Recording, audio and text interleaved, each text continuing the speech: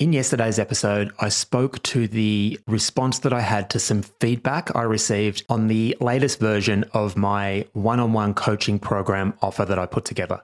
And today's episode is in direct response to that. It's been on my mind constantly. Understanding my ideal client and designing an offer that speaks directly to them is something that's been on my mind throughout this whole process. But after the feedback I received yesterday, it did get bumped straight back to the top of the list. And today I just want to talk about what's on my mind in terms of my offer and understanding my client. If you've been struggling to get to the end of each day with a feeling of fulfillment and satisfaction in what you've achieved, then my daily planning 5-minute continuous improvement tool might be exactly what you need. It's been specifically designed to help you identify the things that are most important to you and to get you taking regular, repeated action towards these things. If this sounds interesting, all you need to do is let me know and I'll shoot it straight through. No strings attached. Hello and welcome back to the From Zero to Marketing Hero podcast. My name's Paul Heron. I'm a life coach and entrepreneur with over 2 decades of experience developing and optimizing processes and systems in the corporate world. For the last 5 years, I've been applying these proven principles into my own business. And now I am dedicated to helping other entrepreneurs just like you see the value of creating your very own repeatable, reliable systems and processes that will become the foundation of your success. So the thing that is on my mind right now is that it can't be just me deciding what my offer is. In some way, shape or form, I'm going to have to figure out how I can test and validate my offer and ensure that it does land with my ideal client. So just to recap, the feedback that I got on my previous offer yesterday was that it is still too vague. It's still unclear who it is for, and it's still unclear how it's going to solve their problem. Even though I thought I was getting closer to narrowing down, there is still a lot of work to go. One of the things that I have been struggling to narrow down on is identifying exactly what it is that my specialty is in terms of my coaching. I've been liaising with a few other coaches who are trying to do the same thing, and for some of them, it is much easier. They know exactly what it is that they are good at. They might have a specific sales framework, for example, that they're trying to teach. And I get the feeling anyway that they find it easier to narrow down and get super specific because they know exactly what it is they're trying to teach. Maybe I'm overcomplicating it, I'm not sure. But in my mind, I'm just finding it a little bit more complicated. I think in many ways, what I'm trying to help people with is more the intangible stuff. I feel like my offer is based around the idea that us working one-on-one will help you find the problem that you're actually trying to overcome, which makes it really difficult to be able to market a specific problem if I haven't discovered it yet.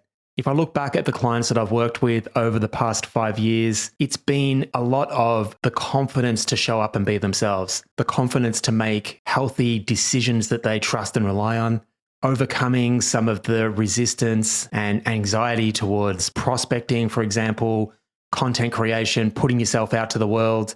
It's less about the how to and the steps required to go and do X, Y, Z, but overcoming the individual's resistance to doing these things. I find myself resonating with this because that's where I have been in the past.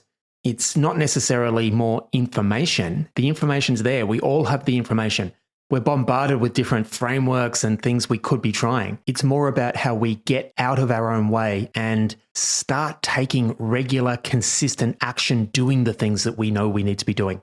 It's about how we can combat procrastination, perfectionism, imposter syndrome, and just start doing the things that are going to move the needle. Now, what can I get more specific on? The feedback I got yesterday was that solopreneurs working from home doesn't mean anything. So who am I talking to? And I think I can narrow down on that.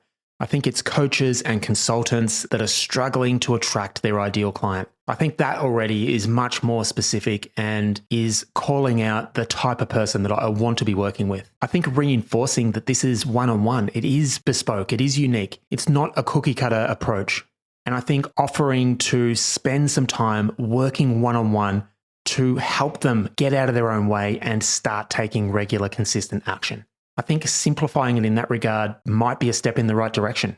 And I think benefits such as learning to combat your fear and anxiety and let your authentic self shine, or to start respecting tasks such as prospecting and posting content online and all the work that's required to start those initial conversations that are the starting point for every single client that comes into your business.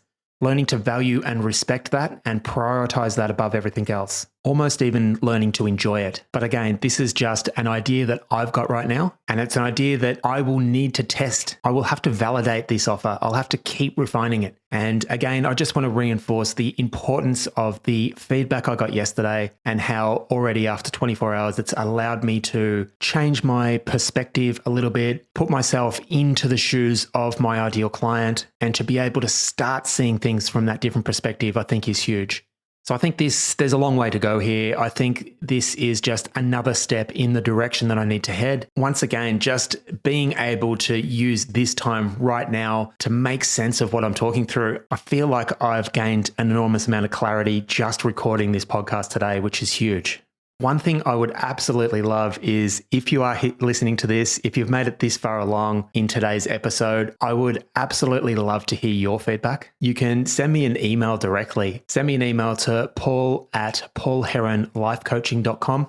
That's Heron with one R, Heron, and let me know what you think. I would really love to hear from you. If feedback and making progress in general towards your goals has been something that has been a bit of a challenge, please remember about my 5-minute daily planning and continuous improvement tool. It has been specifically designed to get you started down this track. And it might be exactly what you need to start making meaningful progress. And you can get started in as little as 5 minutes today.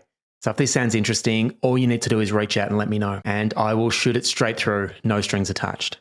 Finally, if you are enjoying the show, please consider taking a moment to hit that subscribe button.